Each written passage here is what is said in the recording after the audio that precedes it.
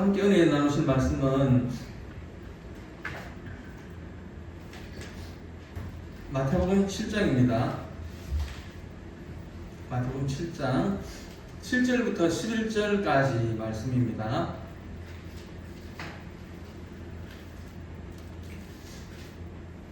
같이 보겠습니다. 구하라 그리하면 너희에게 주실 것이요 찾으라 그리하면 찾아낼 것이요 문을 두드리라 그리하면 너희에게 열릴 것이니 구하는 이마다 받을 것이요 찾는 이는 찾아낼 것이요 두드리는 이에게는 열릴 것이니라. 너희 중에 생선을 달라 하는데 뱀을 풀 사람이 있겠느냐? 너희가 악한 자라도 좋은 것으로 자식에게 줄 줄 알거든 하물며 하늘에 계신 너희 아버지께서 구하는 자에게 주시지 않겠느냐. 아멘. 기도합시다 라는 제목으로 이 시간 함께 은혜 나누기를 원합니다. 주중에 마음이 상하는 일이 있었습니다. 한 1년 가까이 된 것 같은데 자꾸만 이 선을 넘는 사람이 있었습니다. 그래서 한번 따끔하게 말을 할까 그렇게도 생각을 했었는데, 관계라는 게 그렇잖아요. 자꾸 이렇게 자르고 그렇게 하면은 관계가 자꾸 딱딱해지잖아요. 그래서 경직되잖아요. 그래서 복음 전할 기회도 자꾸 잃어버리는 것 같고, 그래서 내가 좀 참아보자 그렇게 생각을 했습니다. 또 제가 보기에는 그 상대편이 눈치가 빠른 사람이었어요. 그래가지고 뭐 좀 자기도 알겠지, 자기도 뭐 알겠지, 그리고 시간이 지나면 또 미안한 마음을 가지겠지 그렇게 생각을 했습니다. 그러면 아무래도 또 복음을 전할 수 있는 기회가 생길 것 같고, 그래서 참아보기로 했는데, 그런데 저의 생각이 빗나갔습니다. 갈수록 자꾸 선을 넘는 횟수가 많아지고, 그리고 그 강도도 점점 심해지는 것이었습니다. 그래서 이래서는 안 되겠다라는 생각을 가지고 있었는데, 또 얼마 전에 또 선을 넘는 일이 생겼습니다. 그래가지고 제가 화가 나가지고 더는 못 참고 제가 불러가지고 이야기를 했습니다. 당신이 자꾸 이렇게 하니까 내가 마음이 아프다.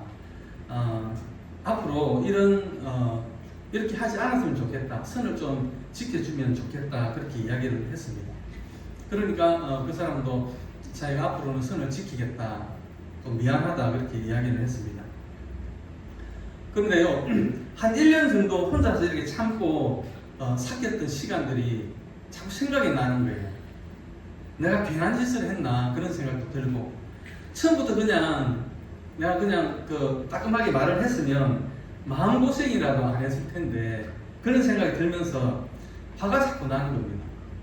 기도를 하면은 좀 마음이 이렇게 수그러들었다가 또 그냥 불쑥불쑥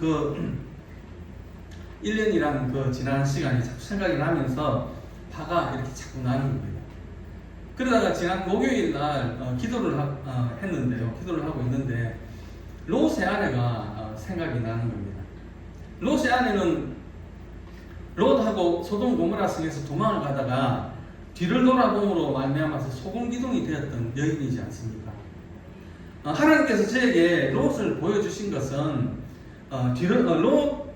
롯의 처가 뒤를 돌아보다가 소금기둥이 된 것처럼 전 목사 너도 자꾸 지나간 1년의 시간을 뒤돌아보면 너도 소금기둥이 된다.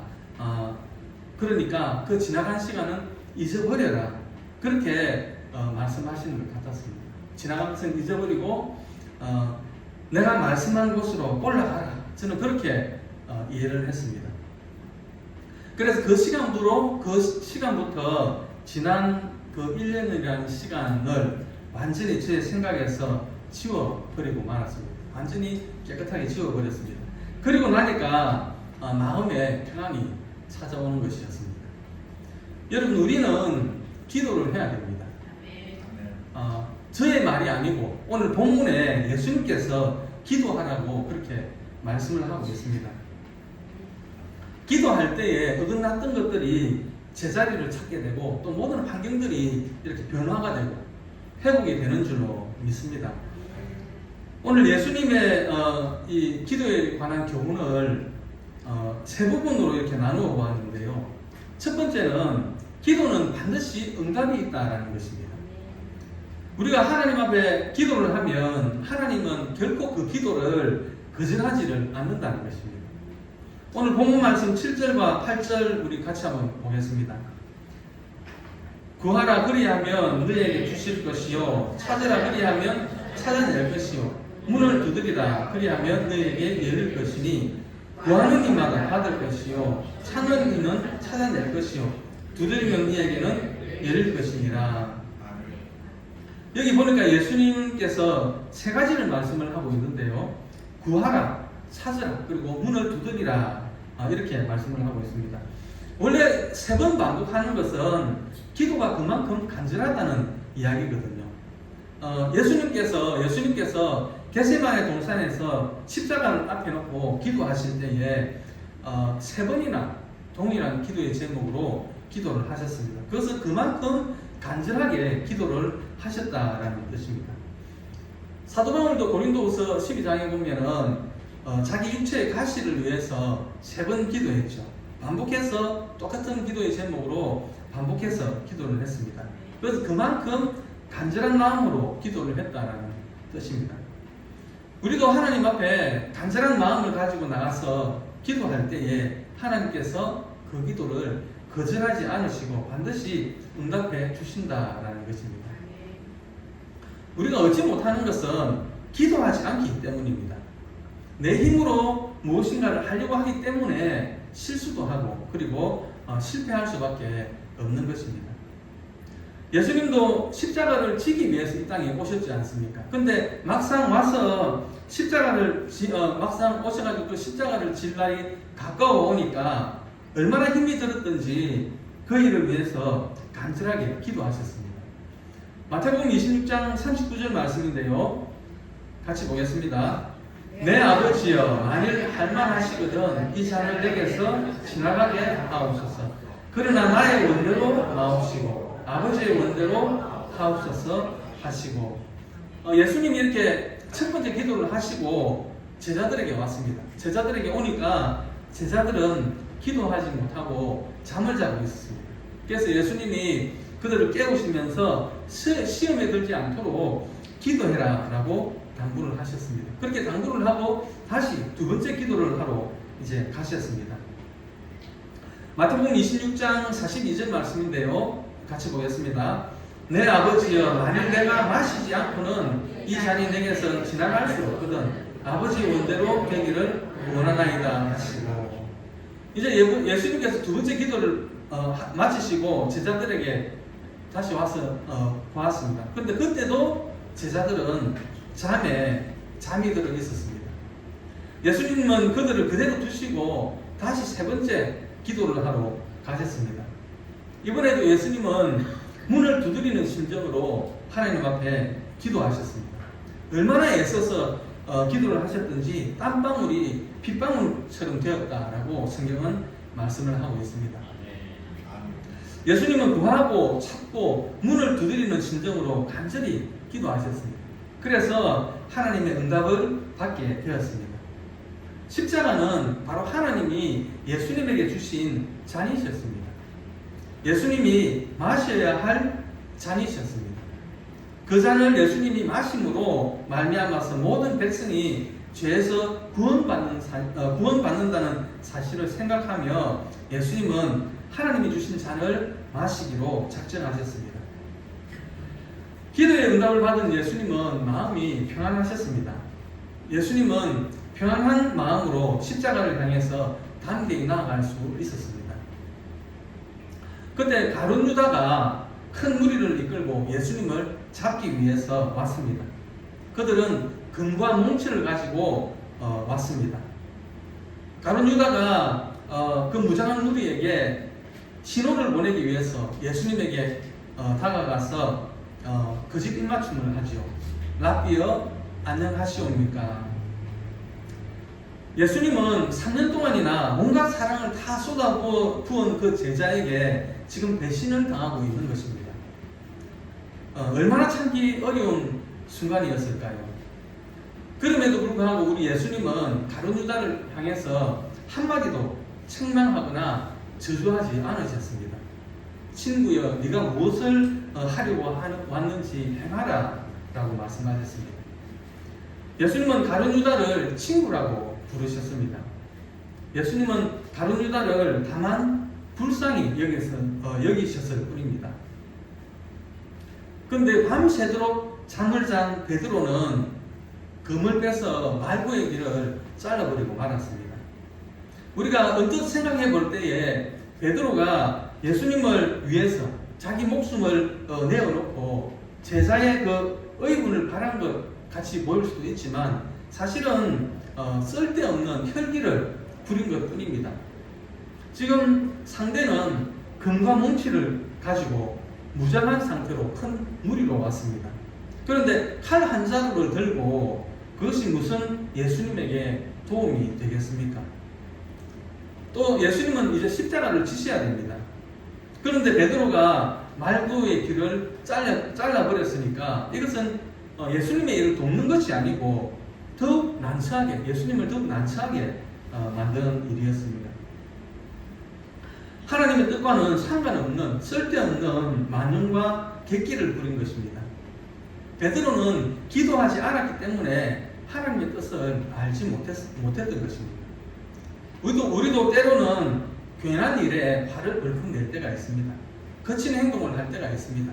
그리고 큰 소리로 고함을 칠 때가 있습니다. 왜 그렇습니까? 기도하지 않았기 때문에 그렇습니다. 우리는 구하고 찾고 문을 두드리는 심정으로 기도해야 합니다. 그렇게 할 때에 하나님의 위로와 평강과 자유함이 있을 것입니다. 둘째로는 기도 응답의 당연성입니다. 하나님은 우리 아버지가 되십니다. 왜 하나님이 사랑하는 자녀에게 좋은 것을 주시지 않겠습니까? 오늘 본문 말씀 9절과 10절 말씀인데요. 같이 보겠습니다. 너희 중에 누가 아들이 떡을 달라 하는데 돌을 주며 생선을 달라 하는데 뱀을 줄 사람이 있겠느냐? 떡과 생선은 예수님 당시에 그 유대인들이 먹던 음식이었습니다. 우리가 오병이어의 기적을 알지 않습니까? 마태복음 14장에 보니까 이제 세례 요한이 죽고 그 세례 요한의 제자들이 예수님에게 그 자기 스승의 죽음을 알립니다. 그 소식을 들은 예수님의 마음이 얼마나 아팠겠습니까? 예수님이 그 소식을 듣고 빈들로 나갔다라고 했습니다. 그리고 또 많은 군중이 그 예수님을 따라가게 됩니다. 예수님은 자기를 따라온 그 군중을 불쌍히 여기셨다라고 말씀을 했습니다. 그리고 저녁이 되었는데 사람들이 아무것도 먹지를 못했습니다. 그러니까 떡 5개와 생선 2마리를 가지고 500회의 기적을 행하시게 되는 것입니다. 그렇게 해서 5,000명을 먹이게 됩니다. 또 떡 7개 하고 생선 2마리를 가지고 4,000명을 먹이는 일을 행하셨습니다. 그런 하나님이 어찌 떡을 달라고 하는 우리에게 돌을 주시겠느냐라는 것입니다. 너희 중에 누가 아들이 떡을 달라 하면 돌을 주며 유대 광야에 있는 그 돌들은 그 생긴 모양이 떡하고 비슷하게 생겼습니다. 둥글둥글 해가지고 크기도 그렇고 꼭 모양이 떡같이 생겼습니다. 그렇다고 해서 모양이 비슷하다고 해서 그 먹지도 못하는 것을 아들에게 줄 수는 없는 것이죠. 만약에 그것을 아들에게 주었다면 그것을 받은 아들은 마음에 큰 상처를 입게 될 것입니다. 두 번째로 10절에 보니까 생선을 달라 하면 뱀을 줄 사람이 있겠느냐라고 했습니다. 레위기 11장에 보면 땅에 기는 것은 가정이 여기는 것이다 라고 말씀을 했습니다. 지느러미도 없고 그리고 비늘도 없기 때문에 먹지를 못합니다. 따라서 이것들을 아무리 잘 요리를 해서 생선처럼 보이게 한들 그것을 아들에게 먹이면 그 아들이 어떻게 되겠습니까? 그것을 먹는 아들은 스스로를 더럽히게 되는 것입니다. 하나님의 말씀을 어기고 부정하게 되는 것입니다. 어느 아버지가 사랑하는 자식을 그렇게 만들 수 있겠습니까? 그런 아버지는 있을 수 없습니다. 육신의 아버지도 자기의 자식을 그토록 사랑하고 아낄 줄 아는데 하물며 우리 하나님이 자녀된 우리가 구하는 것을 아낌없이 자녀된 우리가 하나님 앞에 구하면 하나님은 아낌없이 주신다라는 것입니다.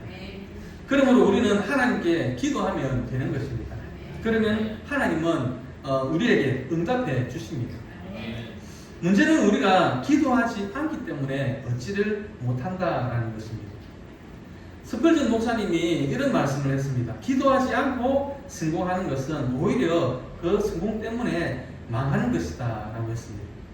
기도하지 않고 성공하는 것은 그것은 참된 성공이 아니다 라는 뜻입니다. 반대로 우리가 기도를 하는데도 안 되는 일이 안 될 때가 있죠.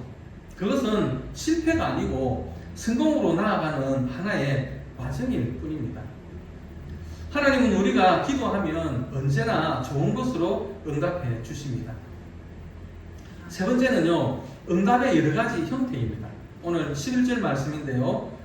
같이 보겠습니다. 너희가 악한 자라도 좋은 것으로 자식에게 줄 줄 알거든 하물며 하늘에 계신 너희 아버지께서 구하는 자에게 좋은 것으로 주시지 않겠느냐. 하나님은 선하신 분입니다. 그러나 하나님 앞에 있는 우리 인간들은 다 악합니다.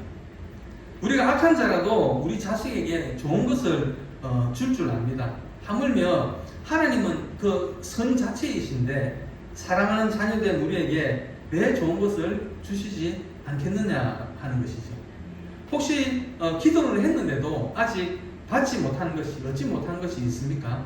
그것은 예수님의 말씀대로 하나님이 우리에게 가장 좋은 것을 주시기 위함입니다. 우리가 아는 대로 응답에는 세 가지 형태가 있습니다. 첫째는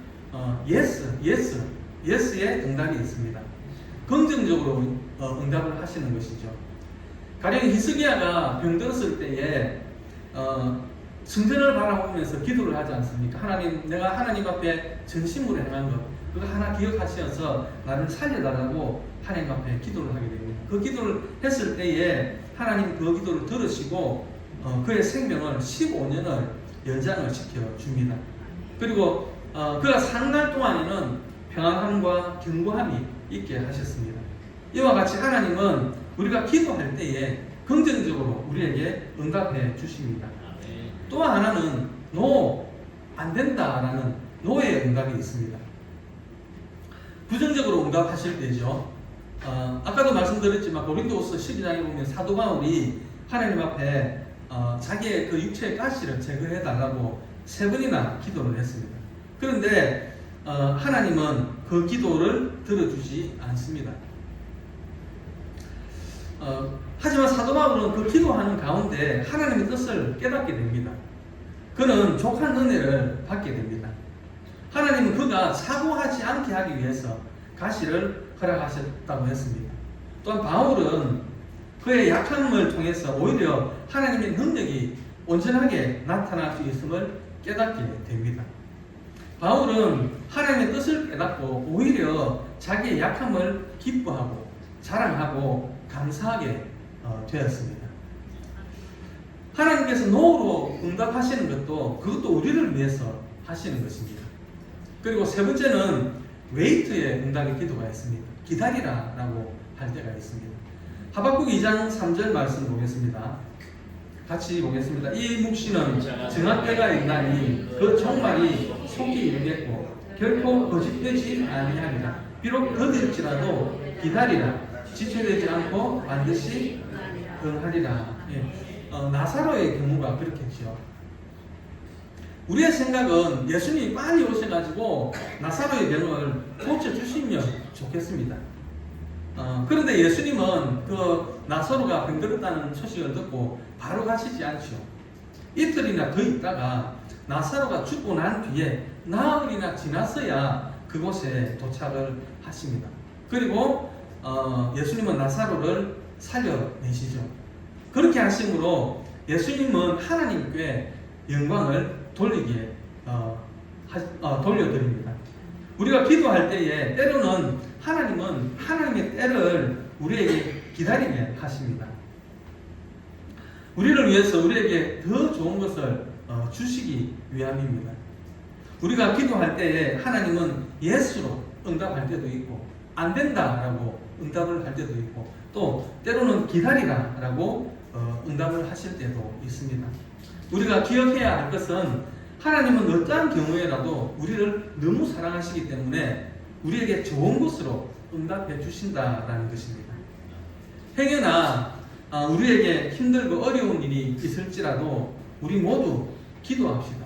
기도할 때에 성령께서 우리의 모든 문제들을 해결하시고 회복되게 하실 줄